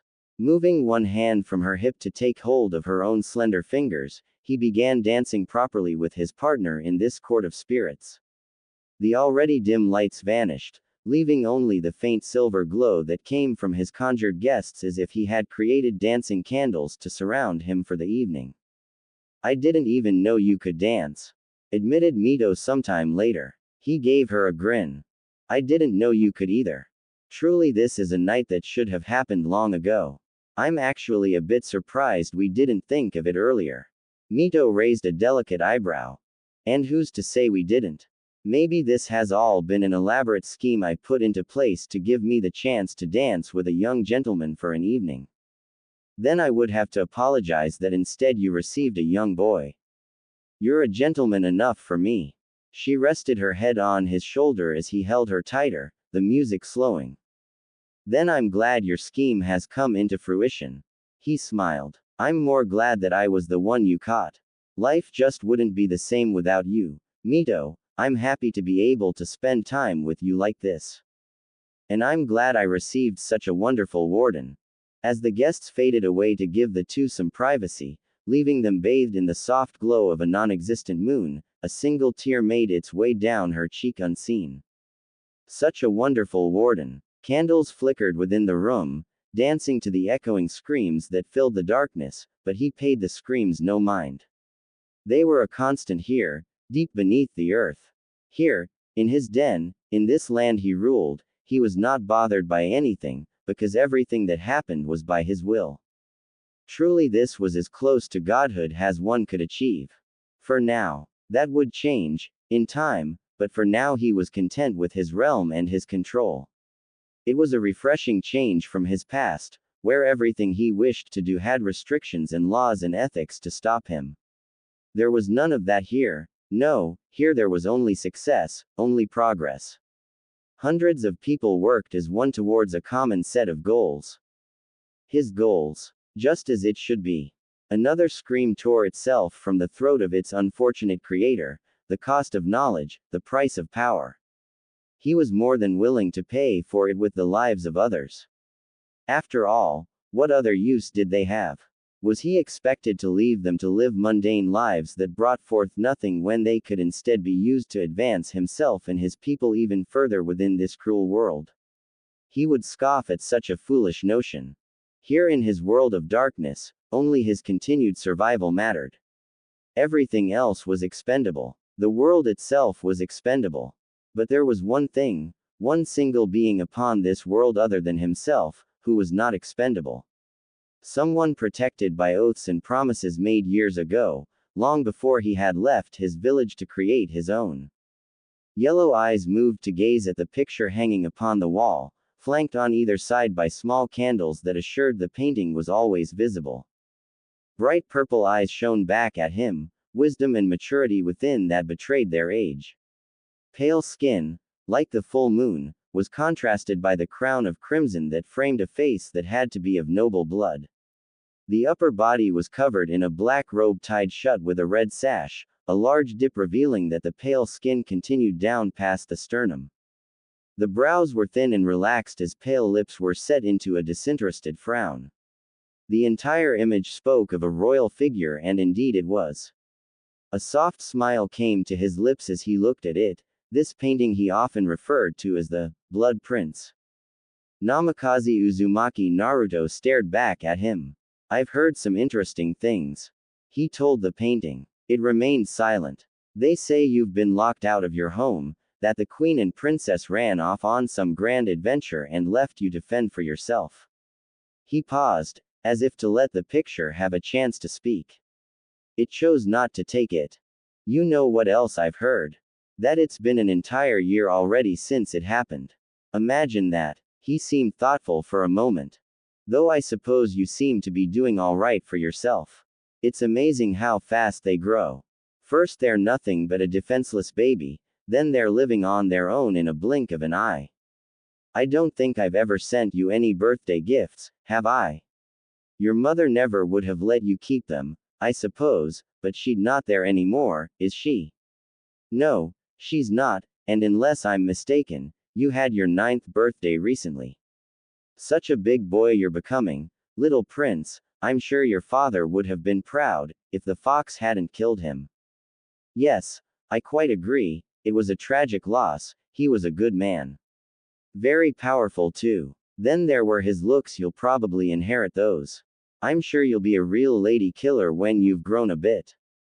You know, you would make an excellent prince here in my den, I'm almost tempted to invite you to live here. Though I don't suppose many would take kindly to that, at least not before you claim your father's name at least. After that it's your choice, but they probably wouldn't like it any better. In fact, they'd probably hate me more because of it. What an interesting thought, them hating me more. I'm not entirely sure that's even possible. Time will tell, however, my little blood prince, but for now, I should see to getting you a gift to make up for all those I've missed. Now, what might you like? Weapons, money, power, women, slaves, a palace of bones. Perhaps, before I get you this gift, I should first get to know you. I have enough people in Konoha, it wouldn't hurt to have one or two of them turn their attention to you. The house was empty, and yet she could still feel the tension that seemed to saturate the air when her family was home. Sasuke was, thankfully, oblivious to what was going on, but unfortunately that didn't mean he would be unaffected. No, she doubted anyone would be unaffected by that which was going to come to pass. At least, no one from Konoha would remain untouched by the event that was so soon to be taking place. Regardless of the success or failure of the attempt, nothing would be the same afterwards, of that she was sure. Kneeling as she was before her table, she let her eyes be drawn outside the window where the last breath of fall still lingered like the voice of a lover. It would be winter by the time they went ahead with the plan, the cold, dead landscape would be painted masterfully with the blood of innocence and the flesh of those who hungered for that which was never theirs to take. It would not dissuade them from trying. Even now, as she sat in her home thinking, countless clanmates scurried about the compound to prepare. Meetings, which started out in secret once a month between a select group, were now nearly every day and between anyone old enough to lift a kunai. She did not want this and would have no part, and so she remained in her home, unable to leave due to the clan's fear that she may betray them to Konohagakure, the very village they themselves were looking to betray with their hostile takeover. It was a foolish idea, the both of them. There was no way they'd be able to take over, not with the Sandaime Hokage in charge and with Jiraiya so easily recalled. They would have to be swift if they wanted any chance of success. If they had not taken complete control by the time Jiraiya was notified and had the toads of Myobokuzen reverse summon him to the village, everyone bearing the fan crest of the Uchiha would be slaughtered. There was also no way she was about to approach Sarutobi Hiruzen, the god of shinobi, and tell him that her clan was planning to kill him and take Konohagakure for themselves. Her eldest son seemed to be doing a well enough job of that already. And that left her, a traitor to the clan, between her husband, the one who came up with this foolish idea, and her eldest son, who was a spy for the Konohagakure Council and was actively working against his own family. Uchiha Makoto was not liking this in the slightest. Almost as if the universe just wanted to add a cherry on top of all her troubles, Kushina, her best friend and probably the only one who could possibly help her out of this situation, had left Konoha on a trip with her daughter and had left those she knew with only the faintest idea as to what was going on. It was just like the woman. But, if that hadn't been good enough for her little cherry on this Sunday of misery and misfortune, Kushina had left her son to continue the academy, expecting him to live in the compound and be checked up regularly by those who she was close to. That was fine, a bit odd, but nothing too unusual for Kushina. And then everything seemed to have gone wrong. Naruto was locked out of the compound, no one who should have been checking up on him had any idea where he was or what he was doing, and she was stuck here in the compound, unable to help him in any way. Though, she supposed, her being trapped in the compound mattered very little, as even if she could leave, it would be too dangerous to drag him into the mess. The child seemed to have enough trouble in his life right now, he didn't need her and her clan adding to it.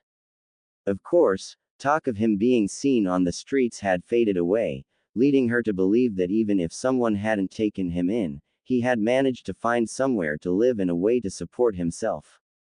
More power to him was her opinion.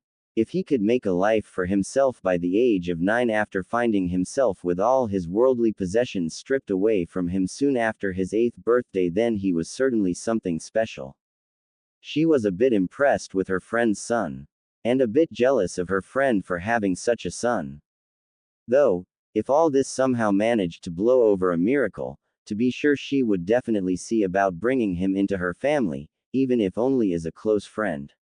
Sasuke could use the company of other people and she wouldn't mind having a third son to fuss over.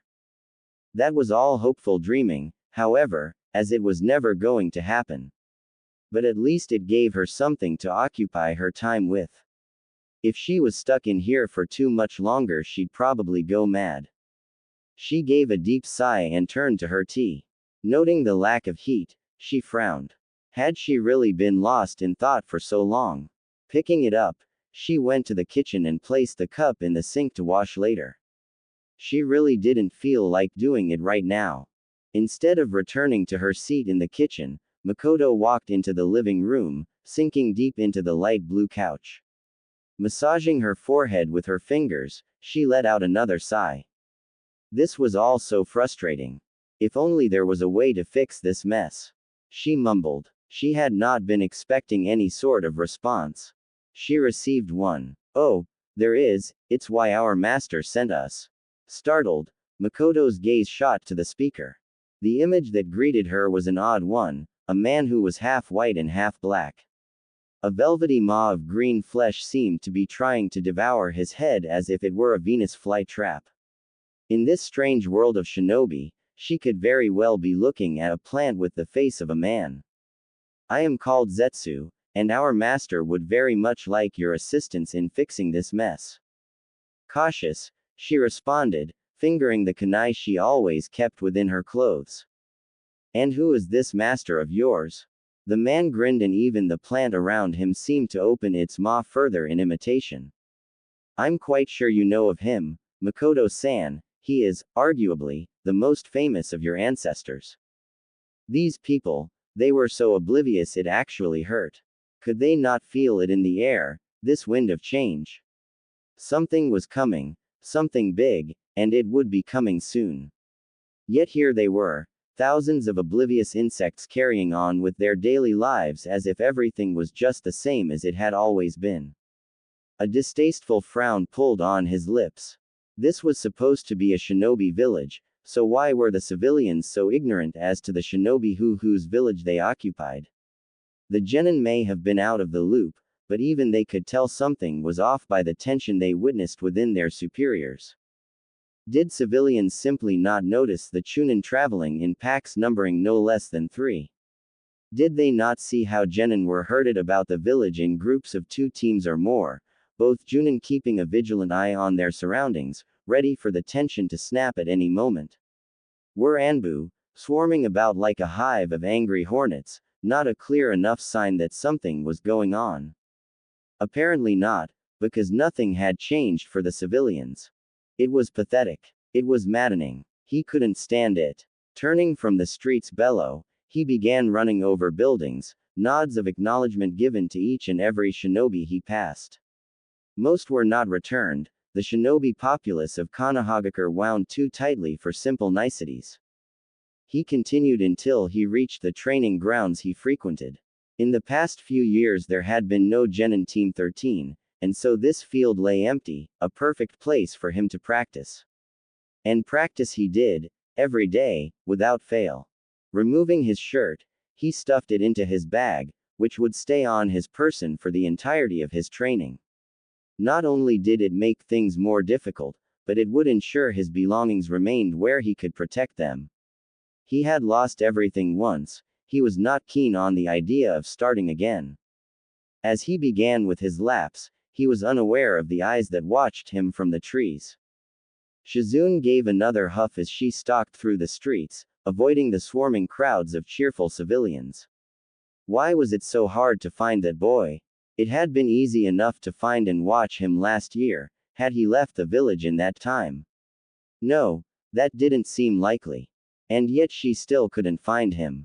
She'd hear about him from time to time, mostly in the light chatter of the higher-up shinobi, but few others seemed to see him. There was, from time to time, talk of him being seen dragged around by some prostitute, but she paid those no mind. What 9-year-old sought out a prostitute? Unless, of course, the prostitute had been looking for him. There were many in the world with rather odd tastes, but if something like that were to happen, she was sure Naruto could take care of himself. He seemed to be doing a well enough job. She had told Tsunade of her encounter with the boy at the ramen stand a year ago, and her master had not been pleased. Apparently, as time went on, her master had become more and more nervous about his well-being. The fact that Shizune had been right there and able to bring the boy back with her but didn't only serve to make Tsunade more frustrated. Of course, Shizune had no idea why her master was so interested in the boy, and even to this day Tsunade refused to tell her any more than it was important to find him. They had no luck in that regard. It was almost as if he knew he was being looked for and purposely went out of his way to ensure he remained away from those who wished to find him. As rumor had it, however, a certain Anbu captain seemed to interact with him regularly. Maybe she should let Tsunade know. She was still looking for the Anbu who had failed to tell her fully about Kuranai's unique dwelling, after all. 2 birds with 1 stone, and then Tsunade's ire wouldn't be directed at her anymore. So, 3 birds, even better. Okay, so she had put it off, sue her. Standing just outside the classroom door, Kuranai looked around nervously. This was it, she was going to see Naruto. She was going to tell him about his room in the Senju compound. She was going to let him know that she was there for whatever it was he needed. Calm down, girl, you've got this. He may be a bit upset, but he'll understand. He'll be happy to know that these arrangements have been put in place. You can take him to the Senju compound personally, sit him down on the bed, and have a nice long talk explaining everything. He's an Uzumaki, they always forgive.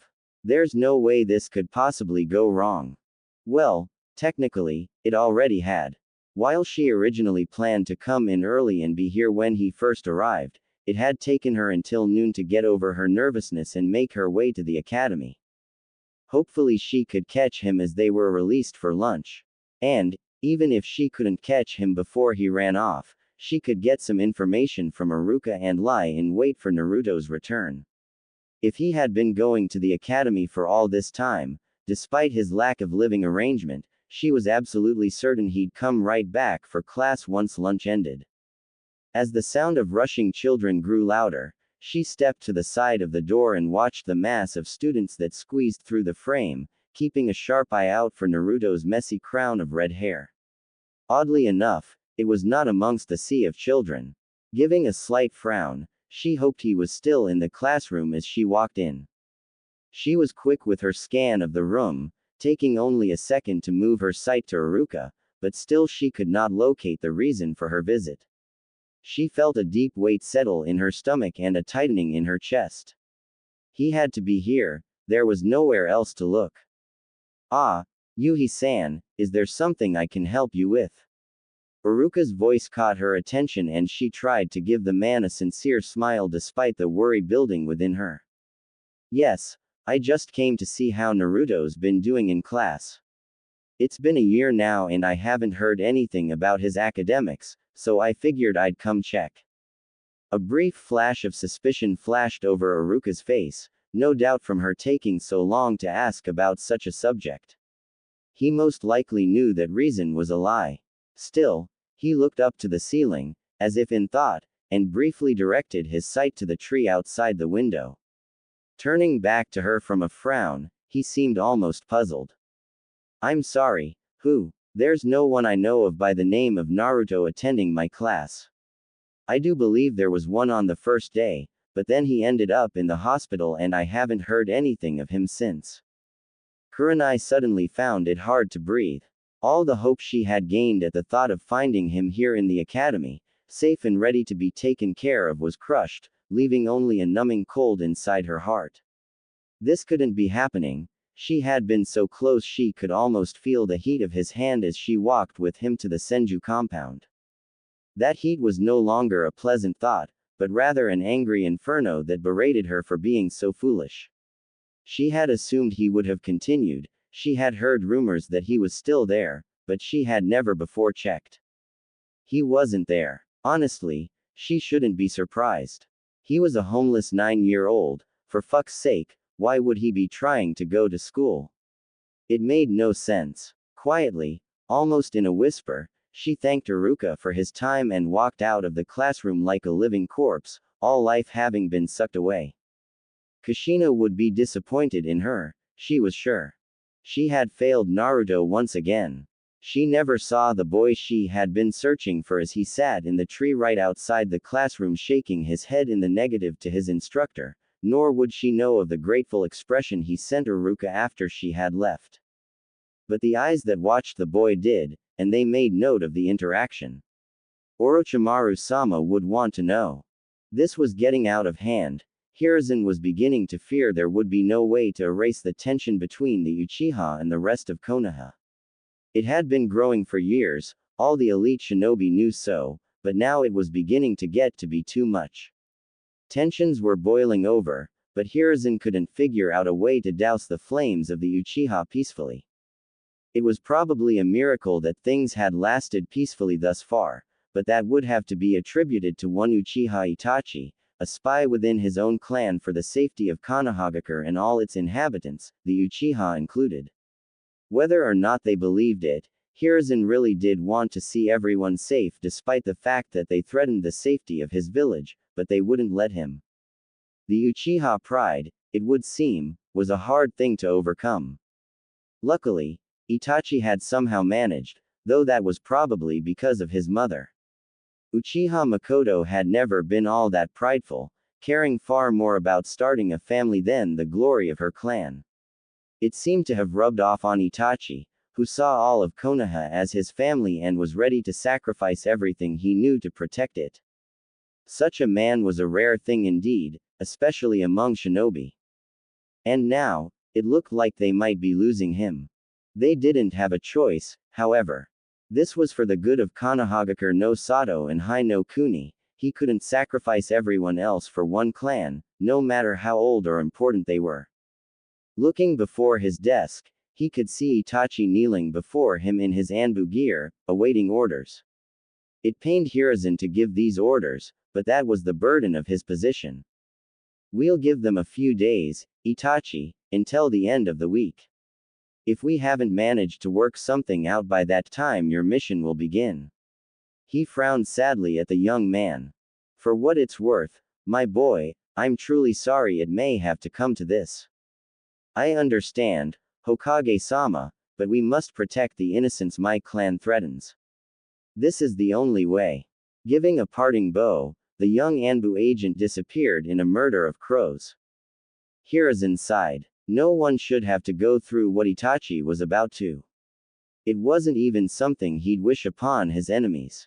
Not only would he have to slaughter his family, but he'd be marked a traitor to preserve the good name of the Uchiha and sent off to act as a spy in a growing organization of missing ninja. This world, Hiruzen thought, was far too cruel. He was not the first and certainly not the last person who would have that opinion. It was 3 days later that she found herself back in her home. The sink was still occupied by a single lonely cup filled with cold tea, which meant no one else had been home in that time. They didn't even know I was gone. It was a sad thought, but she already knew they were keeping as far away from her as they could. Sasuke had been spending his days at the academy and sleeping over every night at his cousin's house, Fugaku's way of keeping her from turning him against the rest of the clan. Couldn't her husband see that she had no intention of opposing the clan, she just didn't want to take part in the takeover? It would seem not. Fugaku himself had been spending all his time locked away in the sacred Uchiha shrine plotting with the elders. She hadn't seen him in nearly 3 weeks. Itachi had popped in a few times, but it was usually to ask about what his father was up to. It hurt to know that her son not only assumed she was ignorant of his actions, but would try to use her to spy on his father and the Uchiha clan. Moving to the window, she gazed out into the night.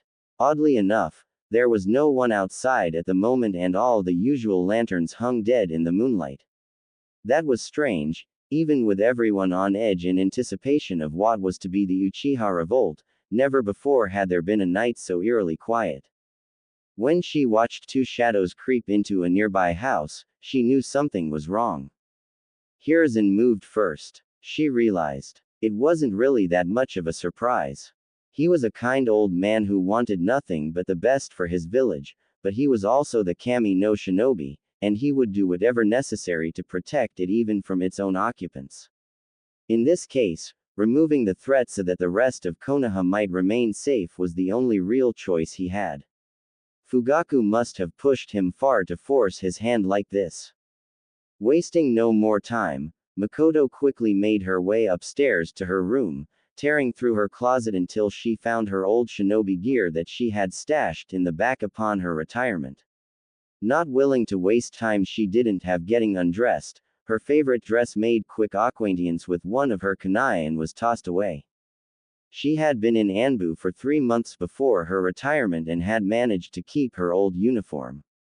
Throwing it on with haste, she hoped it would be enough to throw off Hiruzen's men long enough for her to reach Sasuke and flee the village. If she knew anything about the Sandaime Hokage, however, it would be that when he did something he put his all into it. The streets were most likely crawling with Anbu, the village wall only more so. This was not going to be easy, but she'd be damned if she was going to let her son be taken from her. Itachi was a lost cause at this point, probably slaying his father at this very moment deep within the Uchiha shrine, but Sasuke had no idea what was going on. He was innocent in all of this. She was going to make sure he got out of this safely. Luckily Naruto had not been dragged into this, otherwise she may not have been able to get both Kushina's and her own son out of the village. Naruto may not have been Uchiha, but no one in the compound was going to be living to see the dawn if her eldest son was successful in his mission. Makoto strapped her trusty tanto to her back and pulled her old crow mask over her face. Stepping to the window, she perched, ready to take flight into the night. Look out, bitches, Mommy Crow is back. Having not used chakra in so long, her first burst of chakra to her legs was too much, causing her simple leap to become a large bound that fully cleared the house she had intended to land on. She held back the screech that wanted to tear itself from her lips with the sheer humor of the situation. It's been a bit since Mommy last flew. Landing in a crouch she rolled forward and dashed over rooftops, now using far less chakra than she had before. She passed a single Anbu, but they didn't seem to realize who she was, allowing her to pass without incident, a fact for which Makoto was rather grateful. As her graceful launch from her house could attest to, her wings were covered in quite a bit of rust from all those years spent as a housewife. I really should have practiced from time to time, she thought. Gods above, I certainly had plenty of free time. I can't remember how many times I had no idea what to do with myself all day.